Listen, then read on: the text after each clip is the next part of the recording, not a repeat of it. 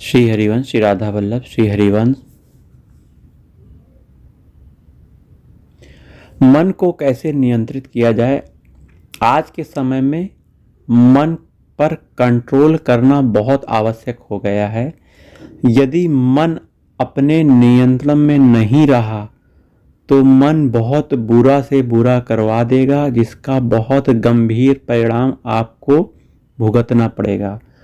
आप देखिए, ये जो जेल भरी हुई हैं, इतने कैदी अंदर बंद हैं, किस कारण से बंद हैं? इस मन के वजह से ही कैदी जेल खाने में बंद है।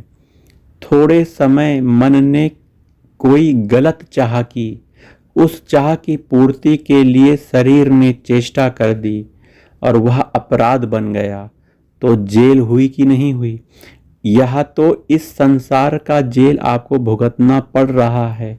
जब शरीर छूटेगा, जो आपने पाप किया है, इस पाप से शरीर छूटने के बाद भी आपको दंड मिलेगा।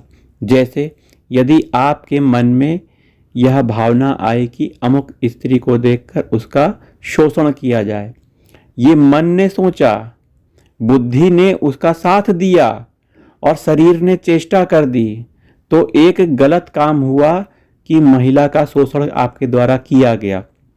अब इस कृत्य के बदले आपको थोड़ा सा सुख मिला।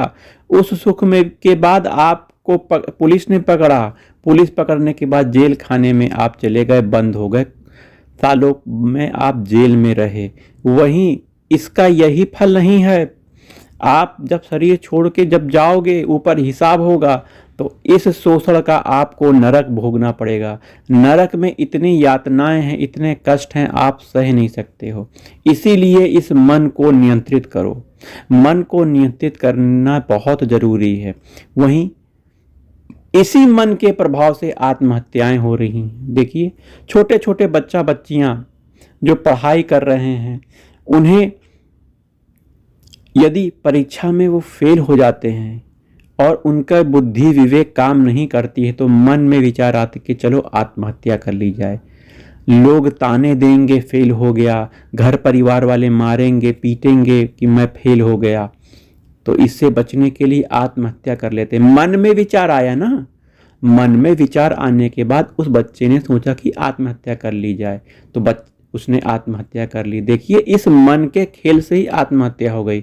वहीं बच्चियां आपस में प्रेम करने लग जाते हैं। अगर नहीं मिल पाए, अगर उनका एक मिलाप नहीं हो पाया, विवाह नहीं हो पाया, तो ये लोग भाग के आत्महत्या भी कर लेते हैं। विचार देखिए, मन में आया और मन से बुद्धि ने संकल्प लिया, उसके बाद शरीर ने चेष्टा की, चलो आत्महत्या कर लें, दोनों लोग मर जाते हैं। तो मन के करने से क्या क्या नहीं होता।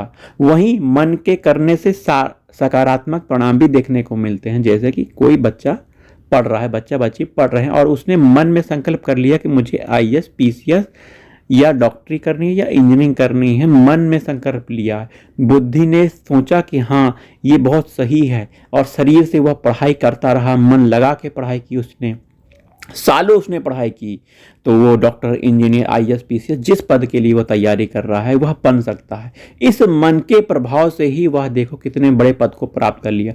वहीं भागवतिक मार्ग में उसने यदि मन से चाह कर ली कि मुझे भगवत प्राप्ति करनी है, तब वह अपने मन को भगवान के चरणों में लगाएगा, भगवान की प्राप्ति के मार्ग में लगाएगा।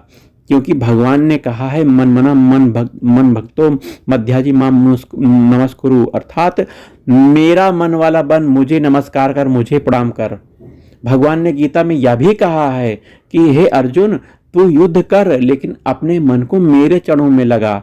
इस मन को ही भगवान चाह रहे हैं। भगवान कह रहे हैं कि तू अपने मन को मेरे चरणों में, मुझे, मेरे नाम में, मेरे रूप में, मेरे धाम में अटैच कर दे। संसार से सभी कर्म को कर, लेकिन मन मेरे चरणों में लगा, तो भगवत प्राप्ति तुझे होगी। तो इस तरह मन का खेल है। इस मन को अगर आपने संभाल लिया तो आगे आपका मंगल ही मंगल है। यदि मन आपके नियंत्रण में नहीं है तो आप बहुत बुरी स्थिति में हो, आप बहुत पतित हो जा रहे हो। अब देखिए, मन को कैसे नियंत्रित किया जाए। मन को नियंत्रित करने का कोई साधन सफल नहीं हो सकता यदि आपकी इच्छा नहीं हुई। भगवान को अर्जुन ने यह भी कहा है कि हे प्रभु, सबको नियंत्रित किया जा सकता है लेकिन मन को नहीं नियंत्रित किया जा सकता। प्रभु कैसे यह नियंत्रित हो? तो संत महात्मा गुरुजनों ने यही बताया है कि मन को नियंत्रित करने के लिए जो चीज आपने गलत पकड़ाई है वह मन की दुर्गति का कारण है। आपने संसार को मन को पकड़ाया है, संसार के भोग वासनाओं की पूर्ति के लिए मन को पकड़ाया है, और अनंत काल से यह मन संसार की भोग वासनाओं शरीर की पूर्ति के लिए ही यह मन कार्यरत है। कोई भी अच्छे से अच्छा पदार्थ आप प्राप्त करना चाहते हो, मन में आता है कि चलो ये खा लो। अच्छे से अच्छा कपड़ा पहनना चाहते हो, ये पहन लो। अच्छे से अच्छे पद को चाहते हो, ये कर लो। ये मन में ही आता है। आपने संसार को मन को पकड़ाया है। आप जब भगवान को पकड़ा लोगे, भगवान के नाम को पकड़ा लोगे, तभी यह मन मरेगा, अर्थात पंगु होगा, अर्थात नियंत्रित होगा। इस भगवान के नाम का प्रभाव यह है कि यह मन को नियंत्रित कर देता है। मन मर जाता है, लेकिन इसके लिए भगवान का नाम नित्य हमेशा अखंड रूप से चलाना चाहिए। भगवान की कथा सुननी चाहिए, भगवान के रूप का ध्यान करना चाहिए। भगवान में मन लगाओगे, भगवान के चरणों में मन लगाओगे, उनसे प्रीति करोगे और सत्संग को सुनोगे ध्यान पूर्वक, तो ये मन धीरे धीरे धीरे धीरे भगवान के चरणों में लग जाएगा। और भगवान आनंद स्वरूप हैं, भगवान ज्ञान स्वरूप हैं, भगवान प्रेम स्वरूप हैं, समुद्र हैं वह प्रेम के, आनंद के, सुख के। तब यहां से जब मन को आनंद मिलने लग जाएगा, सुख मिलने लग जाएगा, तो मन फिर संसार में नहीं जाएगा। जब संसार में नहीं जाएगा तो संसार की जो क्रियाएं हो रही हैं उससे मन निरपेक्ष हो जाएगा और भगवान के सामने हो जाएगा। संसार की जब इच्छा नहीं होगी, किस भोग करते हुए भी भोक्ता भाव नहीं रहेगा, आसक्ति नहीं रहेगी, ममता नहीं रहेगा, और भगवान के चरणों में प्रेम रहेगा, तो यह मन अब आपके नियंत्रण में है।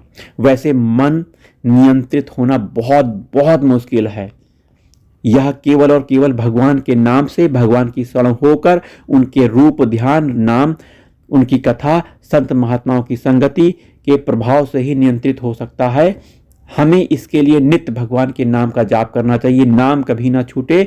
और मन में अगर कोई विचार आ रहा है तो उसे सोचो कि क्या यह सत्य है, या करना, क्या आगे परिणाम इसके आने वाले हैं, क्या इसका नकारात्मक प्रभाव है, क्या इसका सकारात्मक प्रभाव है। ऐसा बुद्धि विचार करे।